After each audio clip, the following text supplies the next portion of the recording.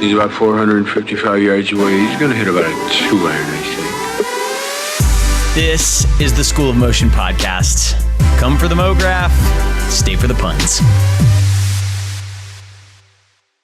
I ended up a lot of times like building something super complicated and then was extremely happy with that. And actually when someone else sees it, they say, okay, that is nice that it works, but actually it looks pretty bad. And I would say the best way to prevent this is to show it to other people. And for example, we also have a web designer in this office. And if I show him the stuff, he doesn't care if it's like complicated, calculated or whatever. He just looks at the image. Yeah, just show it to a lot of people and maybe also to people which have nothing to do with 3D at all. Meta learning or learning how to learn is something that comes up a lot on this podcast. I think about it probably more than is healthy, but I'm a teacher. It's kind of my thing. Anyway, this episode you're about to listen to goes kind of deep into some ideas about learning, specifically learning difficult things. I'm a big believer in embracing the pain that comes along with developing new skills, and fortunately, my guest today agrees. We have a geeky episode for you, my friends. Simon Fiedler, 3D artist extraordinaire, is on the podcast, and boy, do we go deep. If you're not familiar with Simon's work, check out the show notes for links to his stuff and get ready to have your eyeballs assaulted with intricate particle work, organic 3D growing objects, tons of beautiful simulations, and all done with a very keen eye for design. Simon lives in Mainz, Germany, and he freelances for studios and other clients all over the world. He's a master of Cinema 4D and has become incredibly capable with Houdini as well. And in this conversation, we talk about how he developed his skills. Was it easy for him? Does he have any advice for artists looking to dive into the deep end of 3D? Well, let's find out. Oh, and real quick, if you haven't already heard, we launched a free course on our site. It's called The Path to Mograph, and it's a 10-day course that will give you or anyone you think might be interested a really fun crash course in the world of motion design. You get to see tours of actual studios, breakdowns of projects, and lots of cool examples of motion design. So check it out at schoolofmotion.com. And now say hello to Simon.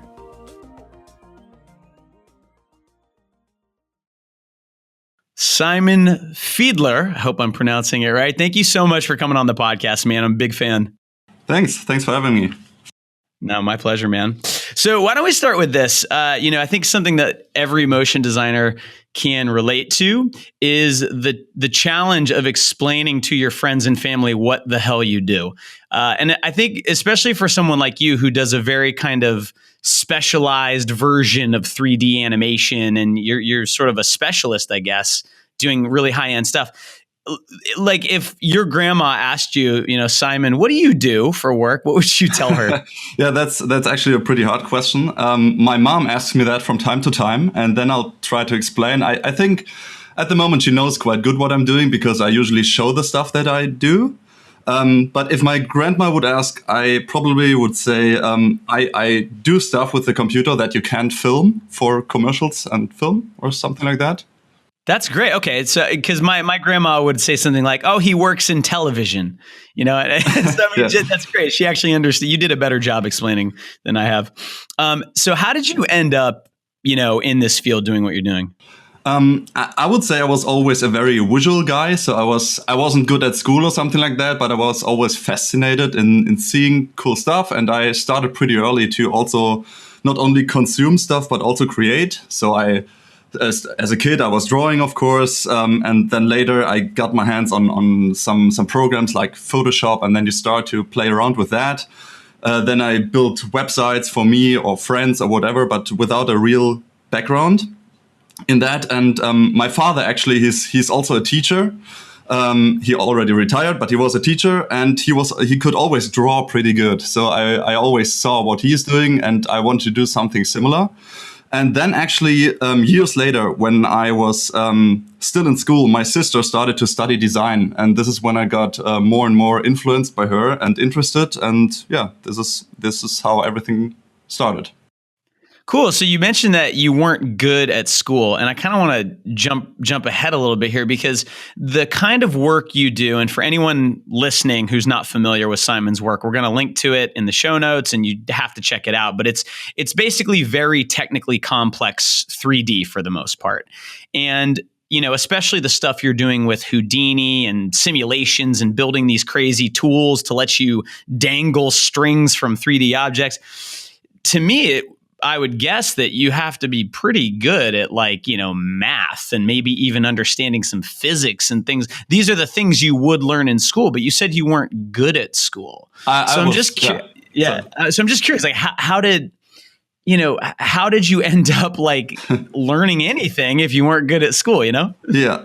I was good in school in stuff like art or sports or something like that. But math, especially, I was horrible. Actually, I failed class in 1 year and had to do it twice. So I had to do 1 year more than all the other guys in school because I was so bad in math and French.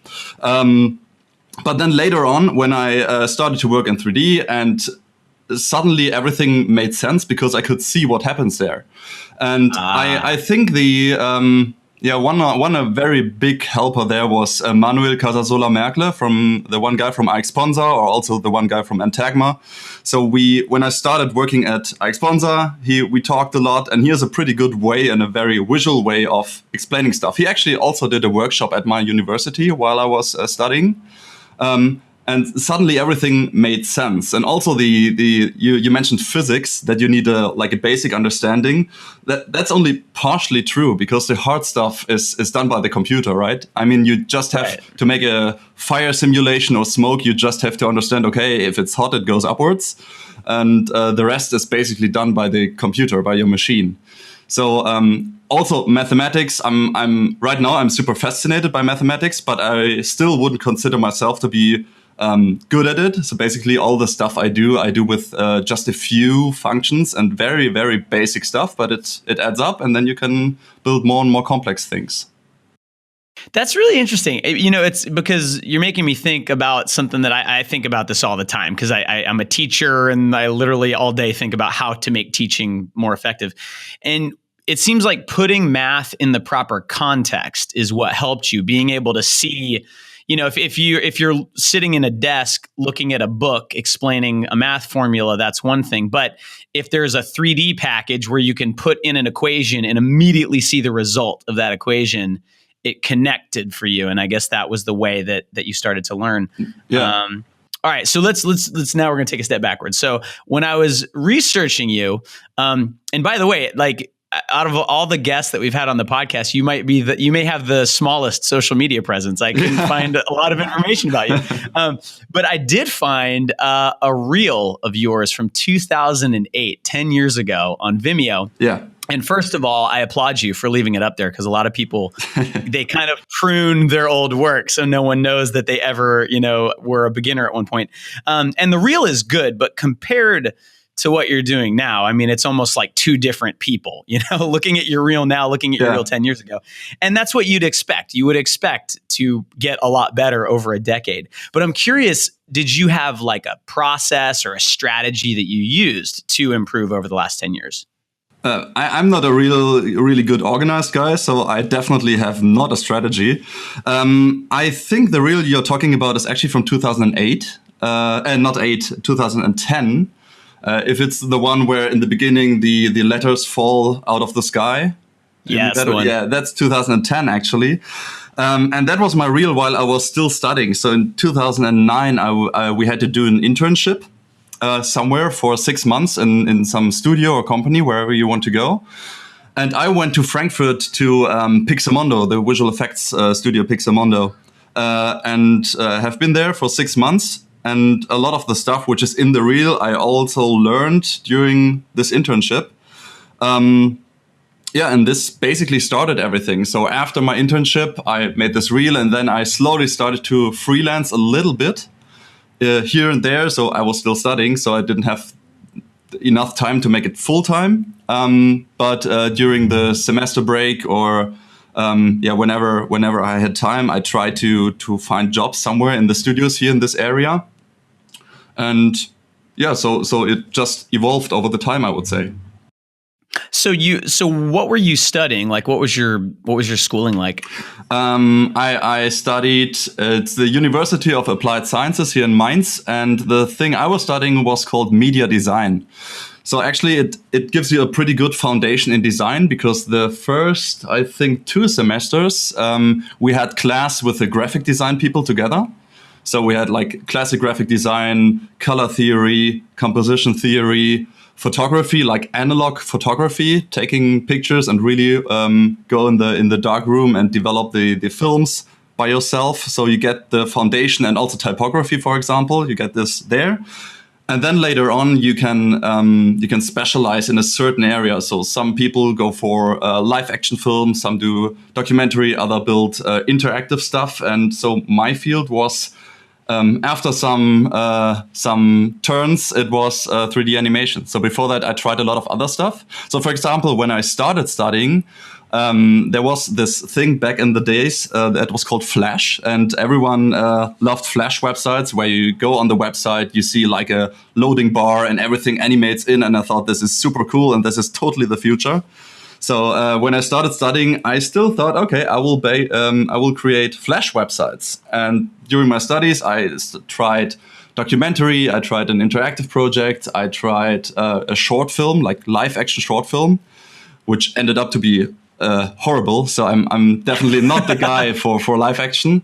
And then actually my roommate showed me the first 3D application I could really do something with, which was Cinema 4D back then. And then it just started on. Yeah, I was going to ask you about where your sense of design came from, because looking at your work, especially now, as a 3D artist, I think it's easier to kind of look at design almost like a cinematographer, but you still have a knack for, composing really dynamic frames and placing lights in ways that gives you good contrast and good form in your images. Did that come from, those first 2 semesters at school, or did you sort of develop that later on? I would say it's a combination. So definitely I learned a lot of stuff at university in the first 2 semesters. There was a lot of like a good foundation at that. Then I loved photography. So doing good composition is something that I really, really like.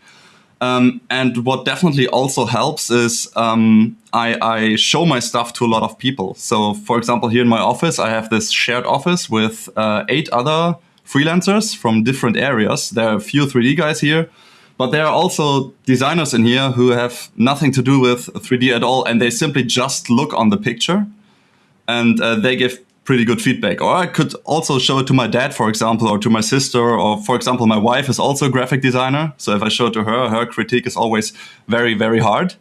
So I'd say that helps, just to show it to a lot of people. So that's the secret. You're supposed to marry a good designer. I got it. Okay. Definitely. Yeah, that's it. Perfect.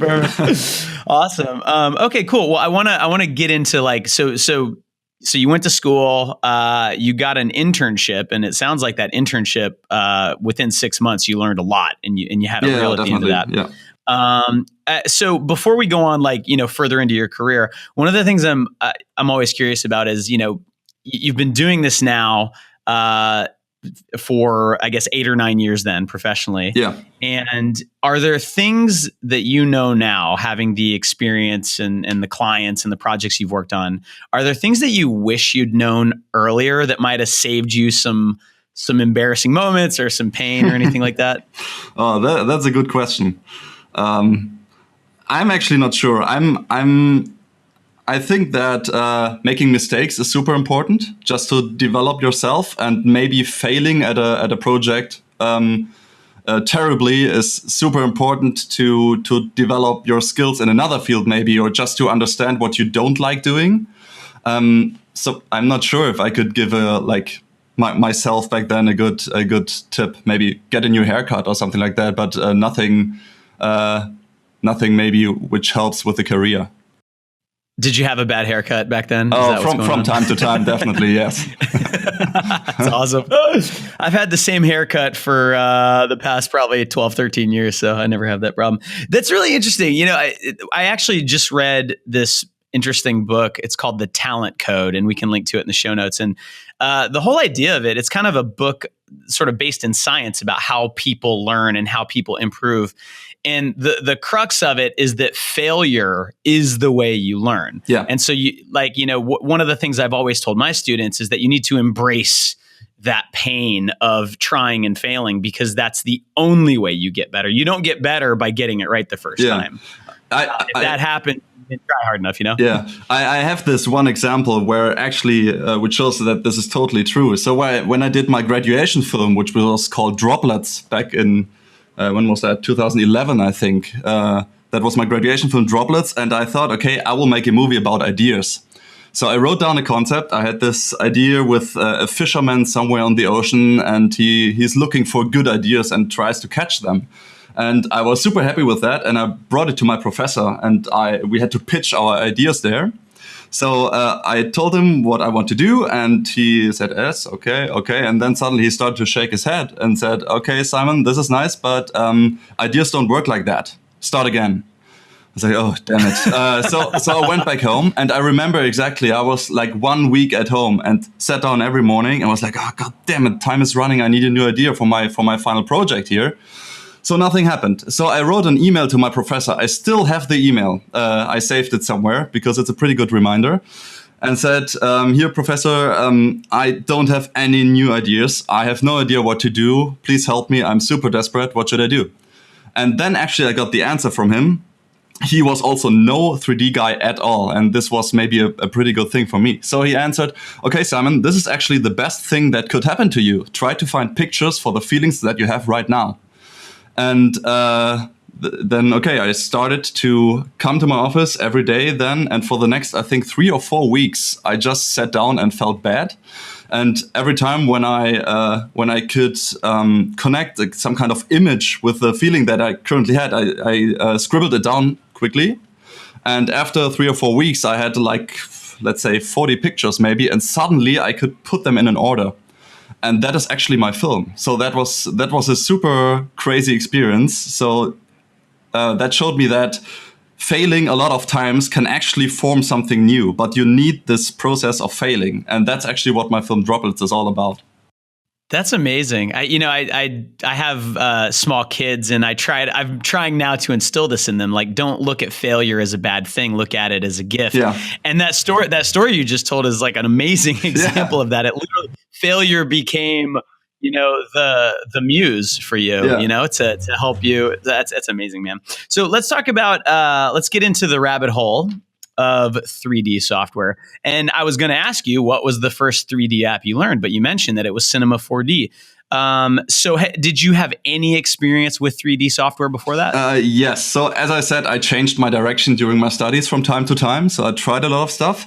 And I remember in one semester, I think it was in the 3rd or 4th semester, we had this 3D course at university.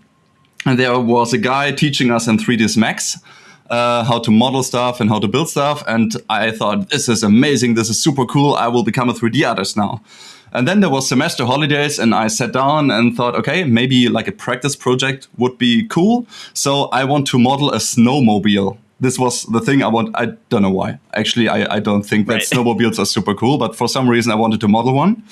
And I think I tried it for about an hour, and then I said, oh, fuck this, and stopped again. And then I thought, okay, I will never do 3D again.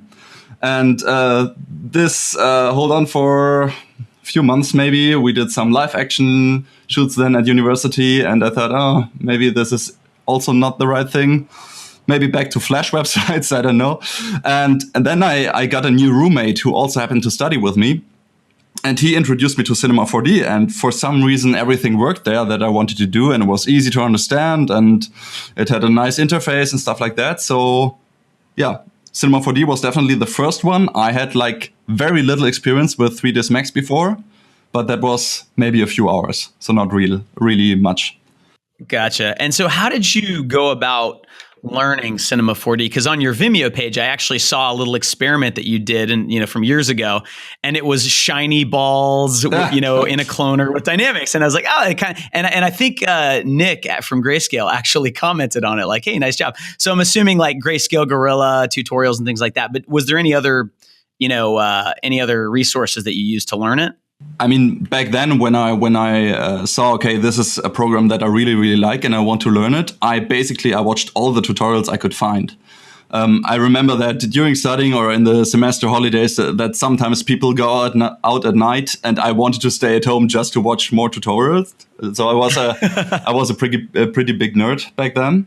I don't regret it, definitely, but I just try to get my hands on as much knowledge as I can. So from all directions. So I'm pretty sure that I also got some influence from Grayscale Gorilla and all the usual stuff like Video Copilot and everything you can find on YouTube, Vimeo, or whatever. Yep, absolutely. So that brings up a question that, I always kind of think about when I think about teaching 3D. And we recently launched a Cinema 4D class kind of for beginners. And, as we were developing it, EJ Hasenfratz is the teacher, EJ Hootenanny Hasenfratz. And, you actually kind of talked about this already. You first you were using 3ds Max for a few hours and you wanted to model a snowmobile. Yeah. I mean, that's a really difficult thing to do, if you don't, and that's one of the things about 3D that beginners kind of slam into when they start learning it is that, well, it's not just learning a program. Yeah. It's not just learning Cinema 4D. You have to learn about sort of the principles of 3D. There are vertices, there are edges, there are polygons, and you can have quads, you can have tris. And so there's like best practices for modeling and it's like, there's just so much to it. And a lot of people learning Cinema 4D kind of skip over a lot of those basics in the beginning because it's just so easy to get started. Yeah. I'm curious, did you get any of those fundamentals somehow, or did you kind of do the same thing most of us do, which is you start by just making abstract stuff and then later you figure out some modeling and later you figure out how shaders work? I would say I did the classic way that you do a lot of mistakes. I must also say I don't think it's a bad way to learn it like that, because if you once, like, let's say you modeled like a character for 2 weeks and then you try to rig it, and then you learn the hard way why it's not so good if you have super long stretched polygons, then you definitely won't do it again. So, right. And there's, as you said, it's so much stuff you have to know. I would say what helps is like the basic vocabulary, that you know what a vertex is, that you know what a normal is. But I would say it's hard to really teach that in the right direction. So maybe I would say the basics should be there, and then the rest comes along the way. Yeah, I mean, this is something we talk about all the time at School of Motion. Is like, what's the right order to learn things in? And maybe there's not really a right order, but I think there can be like a more efficient order of kind of structuring things and structuring learning. Yeah. Do you think that, knowing what you know now, if you were going to structure, a curriculum for learning 3D, do you think that there's any benefit to like starting with the basics, learning the vocabulary, or, is there an advantage to just jumping right in and making a million mistakes?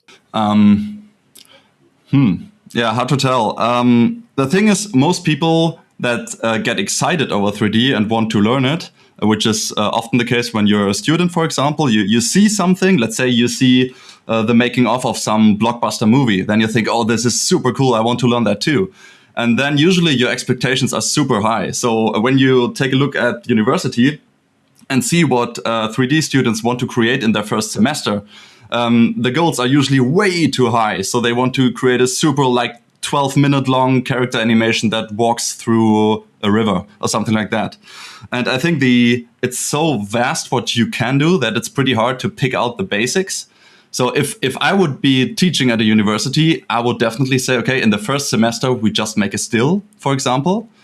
So no animation, because there's so much stuff that you can do wrong. No simulation stuff, no highly technical rigging stuff.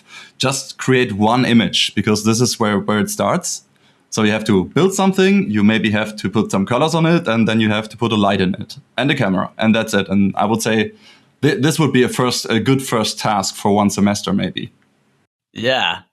Yeah, and that's interesting. I mean, that's how we've kind of structured our class, is everything starts with stills. And yeah, I'm just fascinated by it. I mean, it seems like, out of all the 3D artists I've talked to that have achieved, some success and are doing great work, there's a million different stories of how they got there. So maybe there isn't really a right way. And this is something that we'll be exploring for a long time. That's really interesting. So, now you seem to have really focused on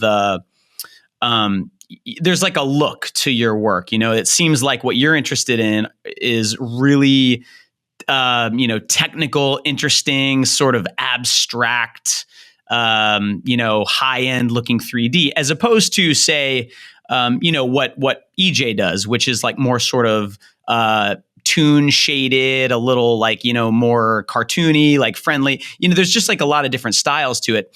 And some are more technical than others. And your style is extraordinarily technical. So what drew you to that side? How come you're not just a character animator, just, like using the character animation tools?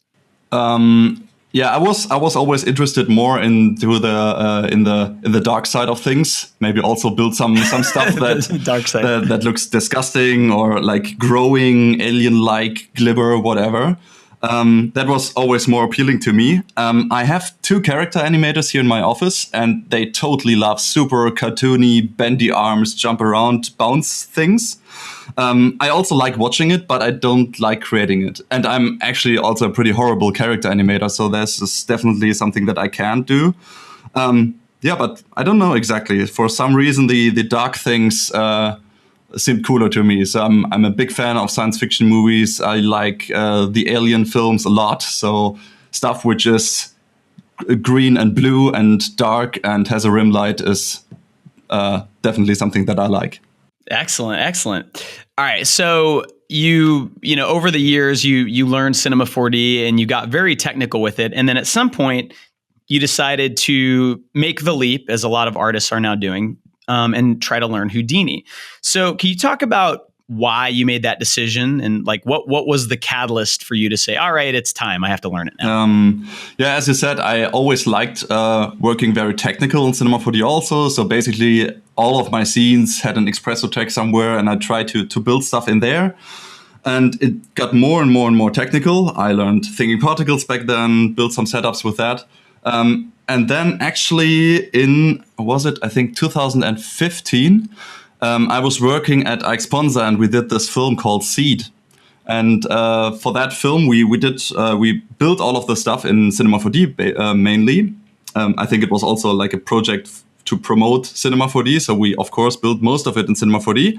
And then there was one task where I actually don't remember what I wanted to build, but I walked over to Manuel, the boss of Exponsa, and asked, Manuel, do you have any idea if there's a tool that I can use to make this here? And then he said, yeah, of course, Houdini. I was like, okay. So I stepped back on my machine, downloaded the demo, opened it up, and that was the same that everyone feels who opens up Houdini for the first time. So basically, what the fuck? And right, just fear. Yeah. Then I started to create only this one specific effect that I wanted to build. Actually, it never ended up in the film, but I managed to build this one effect with Houdini, and then I thought, okay, this could be interesting. And if I remember correctly, Manuel told me, learn it now, you will thank me in 5 years. So I took that to heart, and after that, when I got home, I think I took off for 3 months. So I said no to all the jobs for 3 months, and came to my office every day in the morning, sat down, headphones on, and listened to tutorials and tried to understand and to learn as much as possible. And the first few weeks are horrible, so nothing works. I mean, it took me a few days until I understood that a cube is called box in Houdini. So until I always ask myself, why is there not a node which is called cube? And then I found out, okay, it's a box. And then, for example, Houdini differentiates pretty strictly between points and vertices and stuff like that. So I had to relearn a lot of stuff. But then it started to work. And then my strategy, that was one time when I had a strategy, actually. I had all those very complicated techie setups that I built in Cinema 4D. And then I thought, okay, I already know how they work. So maybe I try to recreate them in Houdini. And so I rebuilt this particle grid noise I built with thinking particles, where particles move only in 90-degree angles. So I rebuilt that. I made particles fly along a spline and stuff like that. And I think, on Vimeo, there's also like a Houdini learning progress reel that I put out. And that was, I think, after 4 months of learning Houdini. That was that time when I took off from all the jobs and tried to just learn. So I produced a ton of very little scene files in Houdini just to get better and better. And then at one point, I remember I visited my sister. So I was standing on her balcony and a studio called me. And that was Frame from Copenhagen. And they asked me if I can help them out. They need a Houdini artist for a project. And my friend Nate Polovchak, Twisted Polly, he actually recommended me and said I'm a Houdini artist. So if they hear that, so guys, when you booked me, I actually had no idea what you're talking about. So they asked me if I can build a particle tornado in Houdini. And I said, yeah, of course. And then we hang up. And then I ran back home, and I think I had 2 weeks to learn it. But that was then basically one goal that I had in mind. I need to find out how I can build a tornado. So I would say that's a pretty brute force approach to learning something. But it worked somehow. I love so many things about that story, Simon. That's amazing. So, okay, I want to ask you about this because, I've talked to a few people that have, tried to learn Houdini and sort of backed away after experiencing a lot of initial difficulty with it. And I mean, you yourself said for the first 2 weeks, literally nothing worked, and I'm sure that was really frustrating and uncomfortable. And there must have been times where you thought, you know what, this is pointless. I know Cinema 4D really well. I can get by with that. I don't need to learn this really complicated piece of software. What was it that kept you going to keep pushing through that initial wall? It's a few things. I mean, of course, in the beginning, it's extremely frustrating. But then after some time, you come to the point where something little starts to work. And then you suddenly understand the potential. So you see where you could be if you continue. And you see, in theory, what you can do there. That was one thing which kept me going. The other thing was that I have Manuel in my Skype contacts. So every time when something didn't work at all, I could write to Manuel, I need help. And he's a very nice guy. So usually he doesn't even respond me on Skype. He instead calls me on the phone. And I said, okay, Sam, sit down. I will explain this now. So I had a lot of help there, definitely. But yeah, I had Houdini on my radar for some years already. But yeah, it was always the software which was super expensive, extremely hard to learn, and where there's basically not a lot of jobs in my field. So I thought, okay, it's interesting to see what they can do, but it's maybe not worth to learn it.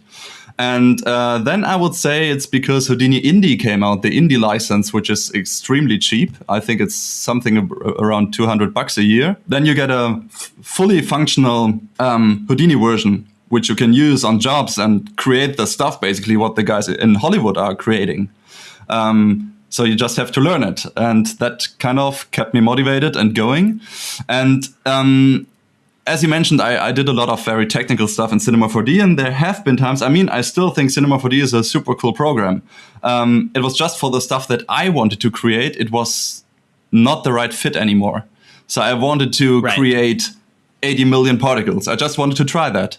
And one thing I always wanted to do is I wanted to create geometry procedurally. I wanted to make stuff grow. And this was extremely hard in Cinema 4D. And suddenly, I had a conversation with a friend, actually, and we ended up speaking about Houdini, like comparing it. Imagine you have a girlfriend for a lot of years, and it kind of everything works out with her. And then there's this super hot but extremely bitchy girl coming by. And she does all the stuff that your girlfriend doesn't want to do. But she's very complicated. And then you're at the point where you decide, okay, maybe I'll try my luck with this new girl over there. Right. That's a really funny metaphor. So I want to take a kind of a sideways step for a minute. You mentioned Ike Sponza, and anyone listening who isn't familiar, Ike Sponza is a studio. What city are they in, Simon? They're in Munich. So they're known for their 3D chops, and a lot of their work is very technical. I know they were one of the early studios that really pushed Cinema 4D to the limits and was doing really crazy stuff with it. And I'm sure they use Houdini a lot. What was it like? How did you get in there? Like, how did you get your foot in the door there? And what was it like, being there? So I think after, let's see, I think after I finished my graduation film, I put it on the internet and tried to publish it as much as I can. And then I ended up being in the Maxon beta team. And in this beta team, there's also a lot of people from my sponsor, but somehow they got to see my graduation film. And then I think they just contacted me for jobs for, I think it was Red Bull, was my first project at Arc Sponsor. And cool. Yeah, so I got invited. And of course, I also knew their work. So I was curious to see how it is to be there. And I worked there, was very excited. And actually, it's a very, very friendly place. I mean, it's not that many people, maybe 20 people or something like that. And they are not in a big office building. It's actually a normal house where people live. And there they have I think it's 2 connected apartments that they use as an office. And it's super close to the English Garden in Munich. And it's a very nice place to be. So that was a great experience. And I think the Red Bull job was for 3 or 5 weeks. I don't remember. And that was also my first longer time in Munich. So it was great. Can you talk a little bit about, how quickly you progressed and learned new things while working at Exponza versus kind of learning on your own? Oh, learning while working is always much, much faster because you're usually confronted with problems that you couldn't think of by yourself. So you have, I don't know, I think this Red Bull project, for example, was something with a Formula One car. And then you animate this car and then there's something with the engine which doesn't behave like you want it to be.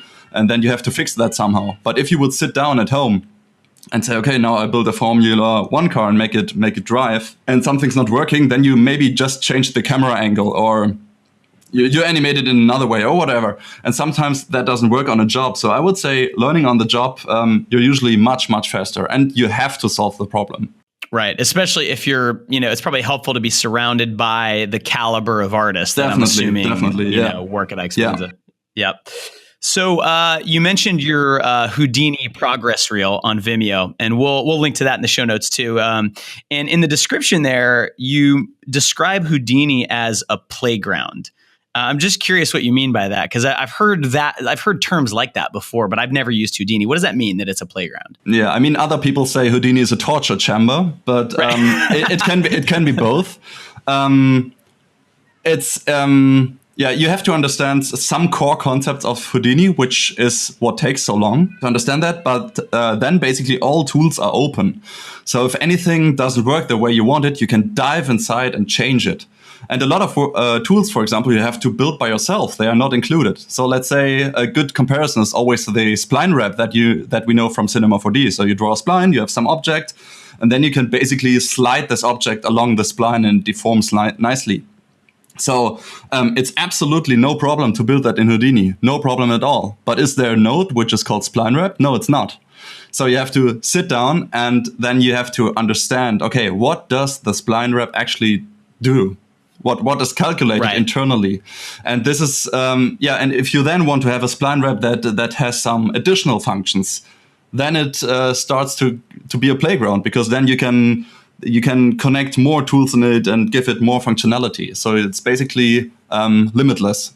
Right. You could add randomness to the way it wraps and things like that, I'm assuming. Sure. Or you could, let's say you build something like that to make a snake crawl around. Then you can directly say, okay, now the snake should leave a trace behind in the sand, or it should spin around the thing, or I don't know, or the curve that you use as a spline should deform because it has some wind, or I don't know. So you can interconnect everything. And most of the tools work together, and this is pretty cool. Right. So it's a really good example that you just used, the spline wrap. So, I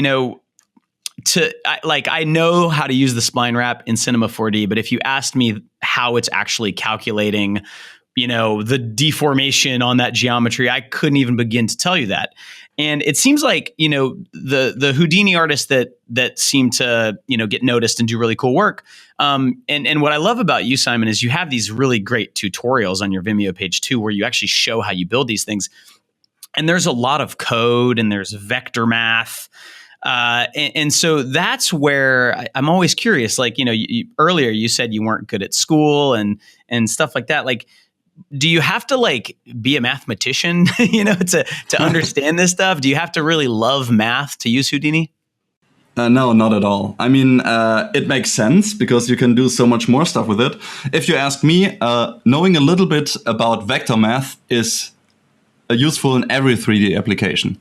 I mean, the stuff that I built, which is connected to vector math, I would say I use less than 10 methods for vector calculations. You have to understand what happens if you add two vectors, what happens if you subtract two vectors, what a cross product is.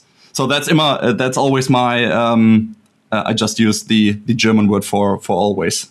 So we can switch between the languages from time to time, maybe. That's good. I know two German words, so it'll be a short conversation. So one is immer. Okay.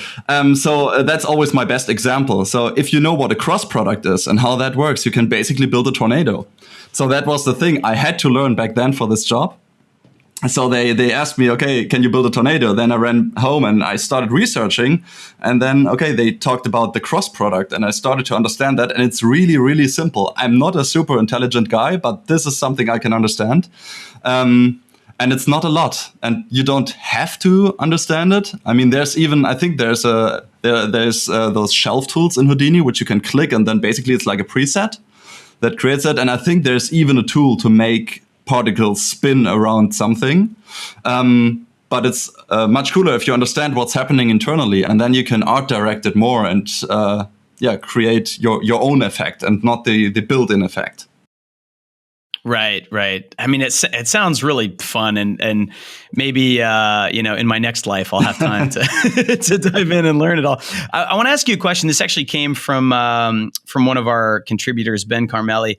And it's something that I've struggled with in my career, and I'm assuming once you get into Houdini, it maybe is even a little trickier. But to do what you're talking about, to learn about the cross product and build a tornado rig that's totally customizable, obviously is a pretty technical thing. But at the same time, you're doing it to create a beautiful image. That's the point of Houdini, is to make beautiful images, right? And it's very easy, I think, to forget that if you're kind of lost in the technical weeds. So how do you kind of, juggle those two goals? You're trying to make a beautiful image, but you're also trying to build a spaceship to some extent. Yeah. I mean, this is a pretty common problem with Houdini artists in general, I would say. So because the viewer actually that takes a look at your image, he doesn't see the node graph. He doesn't care if it's super complicated and super clever what you calculated in there. I ended up a lot of times like building something super complicated and then was extremely happy with that. And actually when someone else sees it, they say, okay, that is nice that it works, but actually it looks pretty bad. And I would say the best way to prevent this is to show it to other people. I mean, most of the stuff I show, I send it to my wife when she's at work, and then she can give me quick feedback. And as I said, I have this office with a lot of people sitting here. And for example, we also have a web designer in this office. And if I show him the stuff, he doesn't care if it's like complicated, calculated or whatever. He just looks at the image and just show it to a lot of people, and maybe also to people which have nothing to do with 3D at all. That's really good advice. It reminds me of something that happens a lot on the After Effects side too, which is that you can kind of get sucked into the power of like writing expressions in After Effects. And you can write these insane, elaborate expressions that are very clever. But then in the end, what you actually made isn't very fun to watch, and it's kind of addictive. It's almost like I think I've said this before on this podcast, that doing these technical things and solving problems, I mean, that's why a lot of people get into motion design, because it's fun and it's kind of addictive to have a technical problem and you beat your head against it and finally you crack the nut. And then someone says, yeah, but it doesn't look pretty. I don't like looking at it. And you're like, well, yeah, but look at the code. Look at what I did. It's so clever. So I love that advice. Yeah, a good example is also the two character guys that I mentioned here in the office. I mean, let's say you have a character and it has like a big belly, and while he's walking, you want to make this jiggle around. And I could spend days sitting here and build a super complex FEM soft body simulation and see how this belly could jiggle around. And actually one of the animators would say, screw that, I just animate it. So he would put like one bone in the belly and just hand animate it, put 3 keyframes in there, and after 20 minutes he's done. And yeah, this is what happens a lot, and where you have to be very careful. Yeah, I mean, so how do you decide when it's time to go into Houdini and build a really complex setup versus just setting some keyframes? Good point. I would say that doesn't work every time. So sometimes I get caught in complex stuff, and then I just want to make it work. I want to finish it. If it's for a job, I would say there's a natural limit, which is just your deadline. So you have to be done in time. Otherwise, the client won't book you again. So yeah. And it really helps if you have someone. I worked from home for some months, and that didn't work at all for me. And since I have this office here, which is now 3 years already, I think, or maybe almost 4 years, it's pretty cool to be surrounded with, they are all freelancers, and being surrounded by those guys. Everyone is looking on your monitor from time to time, and we give constant feedback to each other. And I would say that helps in a lot of cases. That's an amazing setup. And I want to talk a little bit about freelancing in a second. But the last thing I want to touch on with Houdini, and this is a question, this actually came from EJ, who teaches our Cinema 4D class. And I'm really interested to hear your perspective on it. So Houdini right now in the 3D community it's just really like popular. It's really hot, and I think a lot of that comes from seeing the amazing work that you're doing. I don't know if Nate's is using Houdini. I assume he probably is. I think he's starting right now. Yeah. He's starting. But I mean, there's sort of this perception that at the high end, the really crazy looking visuals are done in Houdini. And so in order to get there, if you're a really good Cinema 4D artist and you want to be doing the coolest stuff, you need to learn Houdini. Do you think that that's the case? Do you really need to learn Houdini to be considered a, quote, high-end 3D artist? No, not really. I mean, there's people who do super amazing stuff in Blender, which look insanely cool. You don't have to be, right. But what I would say is that it definitely helps. I mean, you have the chance to get your hands on such a great tool, which has so much potential, and where they develop so much insanely good tools, and you can have it for just a few bucks. So that's definitely a great chance. I mean, when I was an intern at Pixamondo back then in 2009, I think, there was one guy who was also an intern, and he decided to learn Houdini. His name is Dennis, and I think he's now a lighting TD at Trickster VFX studio in Munich. So he made a pretty good career out of that. But I remember back then there was no tutorial on this planet. The only thing he could use was a stupid book. And I remember that he sat down, and the scene he built that he showed me after a while was a point that flew in a circle, and it left a trace of other points. That's it. And I think it took him 2 weeks to complete that. And I saw that, and I was really not impressed at all. But it was just back then there was no tutorials. And now if you start to look for good tutorials, there's a lot of stuff. There's Antagma, who produce so good stuff, and there's all the tutorials on the Side Effects website. I think 10 years ago they didn't have like any tutorials on their website. I'm not 100% sure about that. And back then there was also the problem that it was just super expensive. So I actually I didn't know anyone who had Houdini, and actually I also didn't know any studios who were using it.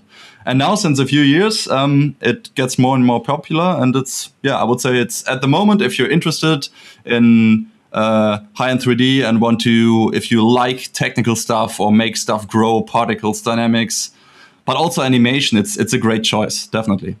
Yeah, I've heard good things. There's a class that I'm pretty sure it's Adam Swab made it, and it's over at Hello Lux. We can link to that in the show notes too. But I've heard that's a really great kickstart for Houdini also. Awesome. All right, well, let's talk a little bit more about the way you freelance. So have you always been freelance? Have you ever had a full-time job? After, as I said earlier, while I was still studying, I started freelancing, and my goal was always, okay, when I'm done with my studies, I will continue freelancing. And then it happened that I freelanced for a studio in Frankfurt called 8 Imaging. And I think now it's called Acht Studio, something like that. And they offered me a full-time position. And it was pretty cool because they said, okay, you will work on some car-related stuff. And the first month when you're here, you can be in China. So it was a project where I could be for 5 weeks in Shanghai. And then I thought, wow. oh, this is actually pretty cool. And I knew the people there; they were super nice. It was a great place to be. But I said to myself, okay, I will take this position. And I wrote it in my calendar. Actually, I said, okay, after 1 year, I will think again, because I didn't want to be caught in a comfortable position where you then say, okay, this actually I would love to freelance again, but no, it's too nice here. So I just wanted to make sure that after 1 year I sit down and rethink my decision. So I did that, and I don't regret it. So I had a great time traveling to China, and we've been to France and whatever to do those car shows.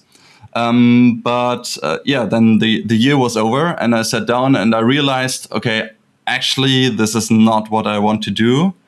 And also, after I published my film Droplets, I got a lot of emails from studios from all over the world who asked me if I would freelance for them. And I always had to say no, because I was an employee. And I thought, okay, if I wait any longer, those emails won't come anymore. So I decided then after 1 year to quit my job and be a freelancer again. And luckily, this turned out to be one of the best decisions of my life, I would say. That's great, man. So when you made that decision, were you nervous? Did you think, oh, this might not be the right move? Oh, I was horribly scared. Definitely. I was super, super nervous. The good thing about working in a company is that you get to know the other freelancers, and they carry your name to other companies. And actually that was, Nate Polovchak, he was on this interview with you also, right? Yep. So actually I met him in this company while I was still an employee. So he got booked as a freelancer, and then he came there, and this is the first time we met. And since then, we have been in touch. And when he goes to a company and they ask him, do you know someone who can do this and that, build a tornado? And then he says, yeah, there's Simon. And if I go somewhere and they're looking for someone, I recommend him. And this is how it works with other freelancers also. So you basically, while I was in the studio for that 1 year, I got to know a lot of people who work in different places, and they basically carry your name around. I mean, this is also why you should always be nice to those people and try to be friendly, because they will also tell other companies if you're an idiot. So exactly. Well, one of the things I wanted to ask you about was I watched one of your presentations, and we'll get into that in a minute too, because you do a lot of speaking.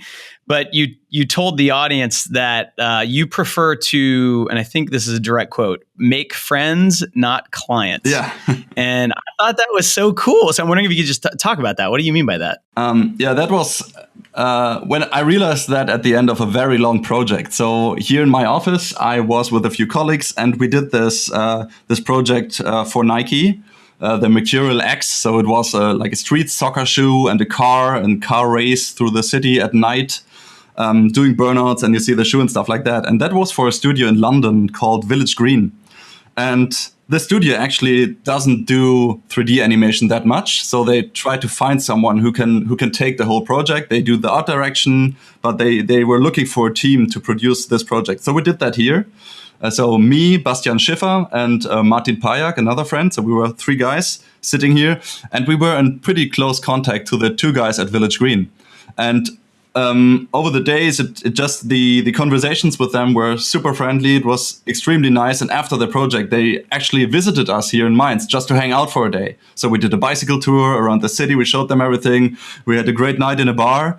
And then I realized, okay, working, that kind of work that we do takes a lot of your free time. So it's basically if you go home from the office and you see a nice car somewhere and you look at the paint job and think that is a really nice reflection somehow. And it's always a part of everything you do. So I would say it's not like a normal job. It's a huge part of what you do. So it's much easier to make this job and to accept all this heart and blood that you put in it, if it's nice at work. So it's much cooler if you have clients that you like and where you don't think, oh, now I have to call them again. I don't want to speak with them. Actually, it's much cooler if you call them and first of all, you talk 5 minutes about the stuff you did the other day or on the weekend. And when it comes to problems in the project, for example, it's much easier to solve if you just know the person which is on the other side and you don't only know the client who is on the other side, if that makes sense. Yeah, it does. And I agree with you 100%. I think, sometimes in this industry, it's fun to complain about clients because, they ask for too much or they don't understand how long things take or, but the truth is that if you just have the mindset of I'm a human, that person's a human, and together we're going to make something cool. A lot of times, these problems can almost work themselves out because, if you can avoid that mindset of like confrontation, okay, it's us against them, and I'm trying to get them to pay me what I'm worth, and they don't respect me. I mean, that mindset's really kind of poisonous, I think. And I just loved the way you put that. So you've worked with a lot of really good studios. I know you've worked with like Sponza. You've worked with Tendril, and I know you got to work on basically a dream team, including Nate's and a bunch of other really talented people. But those studios and a lot of your other clients, they're not located in Mainz. So how does that work? Do you travel a lot or do you work remotely? When I started off, I traveled a lot. So I usually went to the studios and worked on site because also the studios don't know you. And then it's also a matter of trust. So first of all, they want to see how you work, how fast you are, how good you do your job. But then over the years, I could make it happen that I make more and more projects from here. And actually, it's a huge bonus to have an office. So I think it would be harder if I would say, okay, I work from home and I can do everything here. So for me, it feels more like going to work. In the morning, I get up, I take a shower, I go out of the house, walk to my office. Actually, it's only 5 minutes away from the place I live, but it's another building. Then you sit down and you have all the professionals in your room here. And most clients accept that, actually. So I'll try to do my job as good as I can. And from time to time, I still go to the studios and work there if it's necessary. But if not, I'm also happy to just be here and do my work here and have a Skype conversation with them from time to time. Sure. So how does that work on like a technical level? If you're working on a project with other artists that are not in Mainz with you, and the kind of work you do, I'm imagining that there's like gigantic simulation caches and, like renders could be, gigantic files and things like that.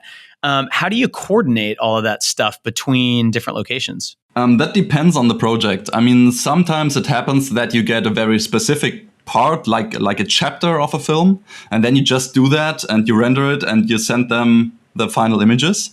That works quite good. You mentioned Tendril. So I worked with them also on a Nike job where I did some stuff, and those files were pretty huge. So it was a simulation and you had to write a cache out of that, and it was like, I don't remember, like 300 gigabytes or something like that. And they're located in Canada. So you have one is the problem of the data that you have to transfer, and the other problem is a totally different time zone, which is kind of complicated. And we ended up that I built my scenes here, and basically I prepare everything and put some notes into the scene file, and then I just sent the scene file over, which is super small. And they started it on a machine and hit the caching button, and then it caches everything locally on their system there. So you only have to send the scene files, and the caching is done there, so you don't have to take care of the data getting transferred to Canada. Right. That's clever. Yeah. Okay. So there's always ways around it. And I like that you mentioned, at first you may have to travel, which, it's not really that bad. You have to travel. It can be quite nice, actually.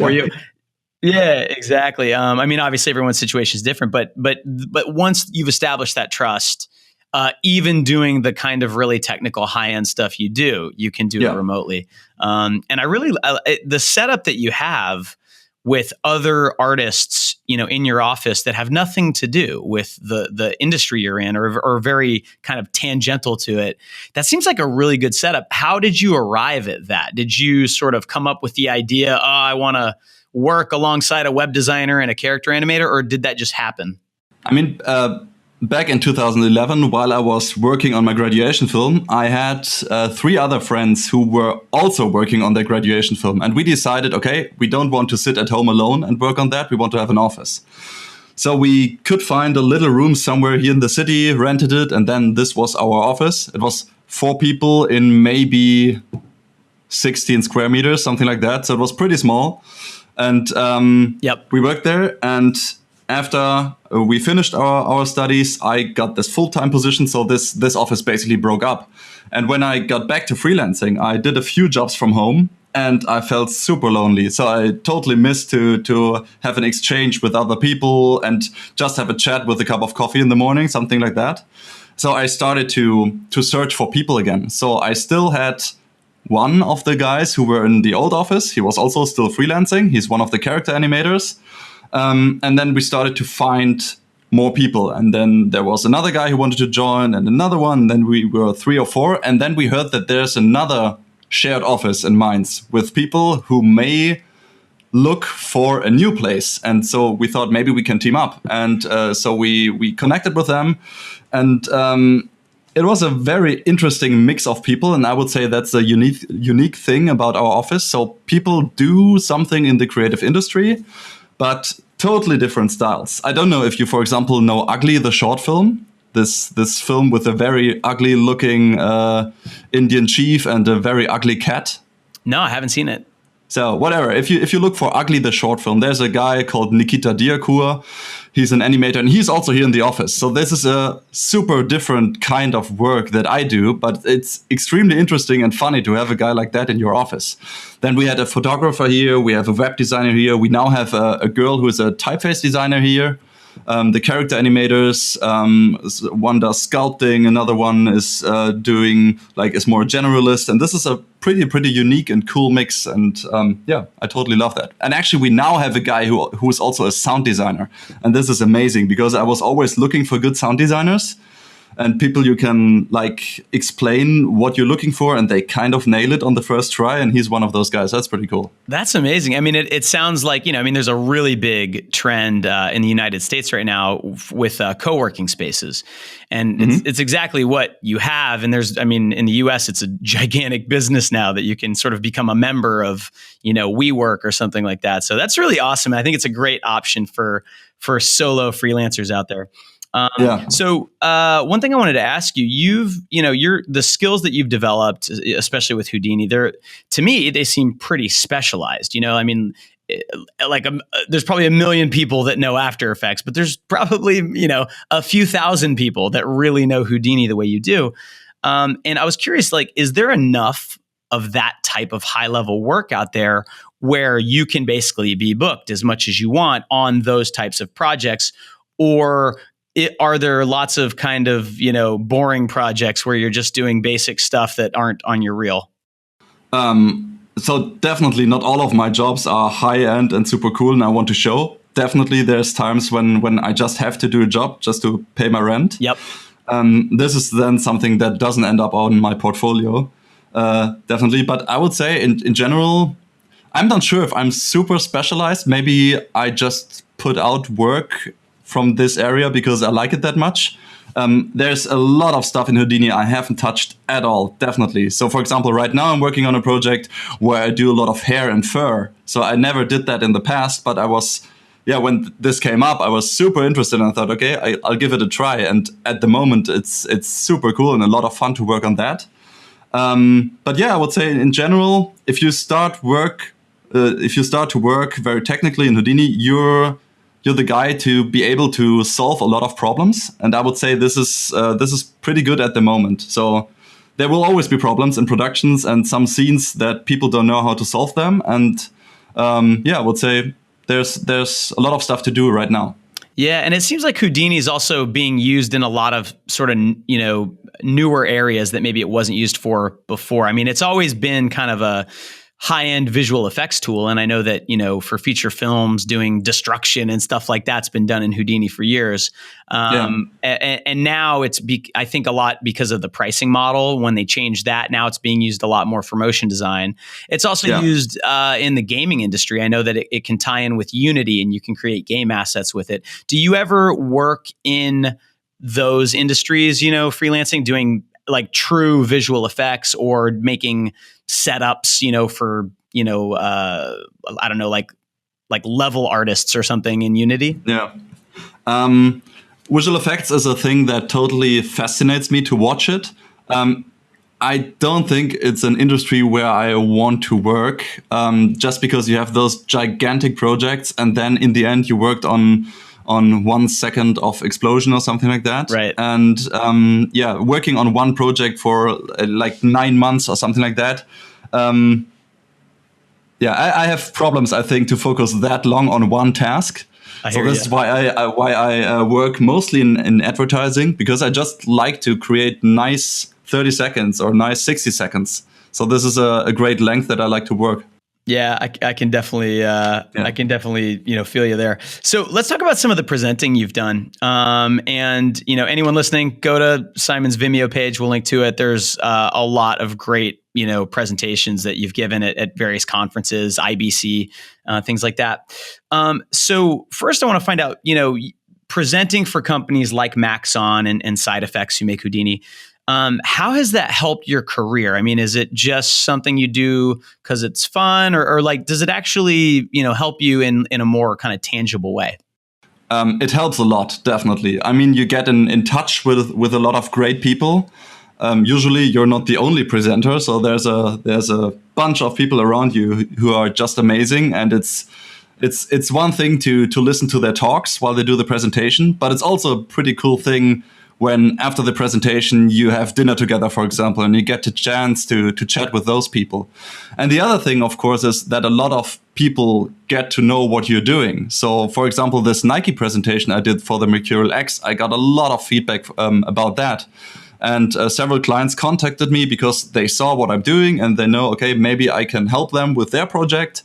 It doesn't happen every time. So sometimes they contact me and then I say, okay, sorry, I'm the wrong guy for that. I can't do it.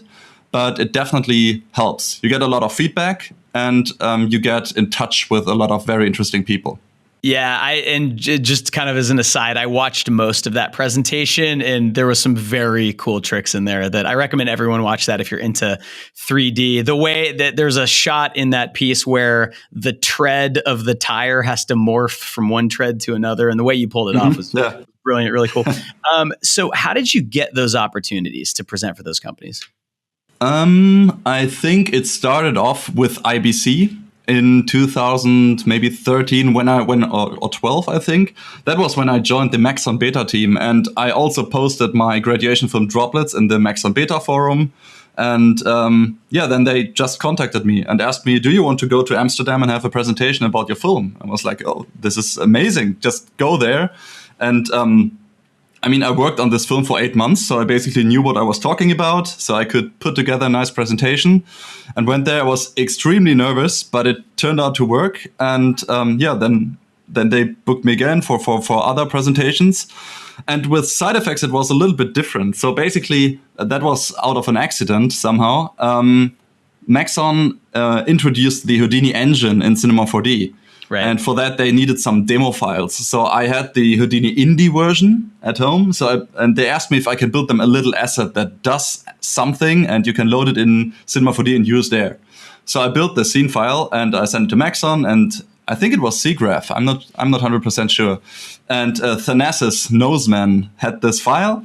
Great and to use it, he's fantastic. So, and to use it on his presentation machine, he had to convert my indie version of the file to a full FX version. That was for licensing, I don't know. So he took the file on a USB stick and went to the Side Effects booth and asked, can you convert this, please? And they put it in their machine, copied it over, converted it. He took it back, did his presentation, everything worked nicely. And I remember it was an asset to do this GeoBoil effect, so where you can put in geometry and it throws out some bubbles on the surface.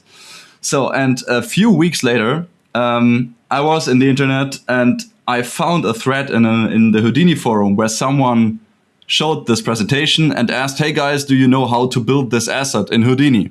And then someone posted a link and said, oh, just download this asset here. And it was a link to the Orbol store, so the official side effects asset store. And there was a node called GeoBoil that you could download. And I was curious what that is. So, I mean, maybe someone rebuilt it, which is totally fine.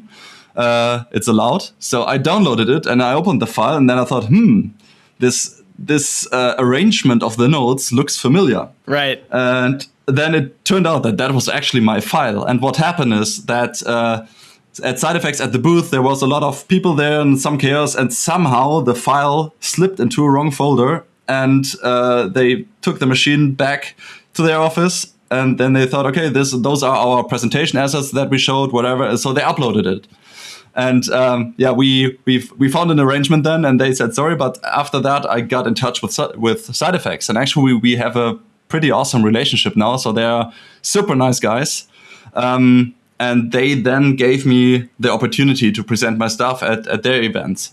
That's really great, man. Have you noticed any, one of the things that always was surprising to me when I started teaching was just how much better you get at doing your craft by teaching it. It's kind of like a little secret. Have you found that to be the case? Like when you present, do you feel like, oh, I feel like I'm more competent now after presenting this?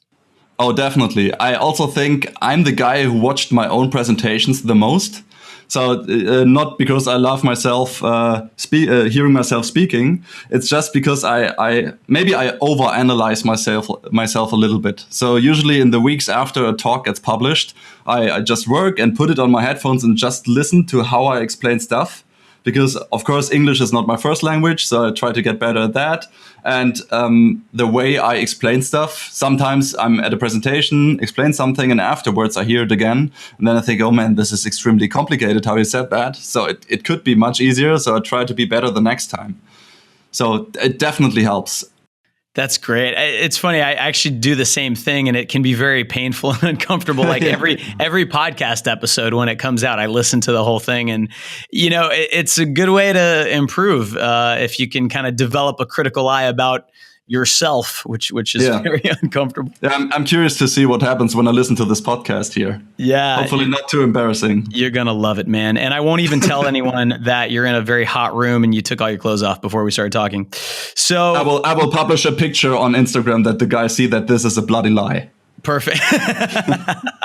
Hashtag naked Houdini artist. So the last question I have for you, and this actually comes from one of our alumni, Ian Wilson, is, with all these skills that you've developed and sort of the success you've had, what would be your dream project? Okay. I think this really depends on the time when you ask me. So that changes. So a few years back, for example, I really said that to a friend. I want to create a sneaker commercial one day, because back then, Man vs. Machine started to put out those great sneaker commercials. And I always thought, oh man, this is so cool. I want to do that one day. Yep. And then I got a chance to work on 3 or 4 sneaker projects, and it's cool. It's nice. It's a lot of fun. But yeah, as I said, it changes from time to time what I would love to do. Actually, just a while ago, I spoke with a friend about that, or maybe also with my wife. I don't remember. And I don't know why, but at the moment, I would really love to work on a project about perfume. I don't know why.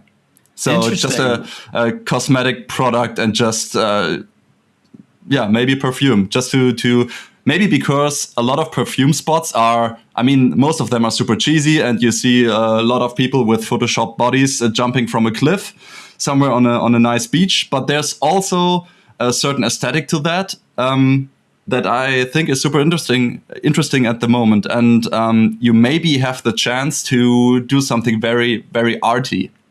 Maybe this is why I'm interested in that at the moment. I don't know. That's really fascinating. that was not the answer I expected you to give, the perfume commercial. Maybe it's because you're in a hot room with no clothes on right now, Simon. Oh yeah, I'm sweating and I start to smell pretty bad. Yeah, I think that's it. Awesome, man. Well, Simon, thank you so much for your time. This has been really awesome. Thank you. What a nice guy. I love it when I get to meet artists whose work I really admire, and they turn out to be really awesome human beings as well as great artists. So thank you so much, Simon, for coming on and sharing your knowledge. And thank you for listening. It really does mean the world to us to have you as part of the School of Motion community. And if you have any comments or ideas for future episodes, hit us up. You can email us, team@schoolofmotion.com, or hit us up on Facebook or Twitter @School of Motion. That's it for this one. You stay classy.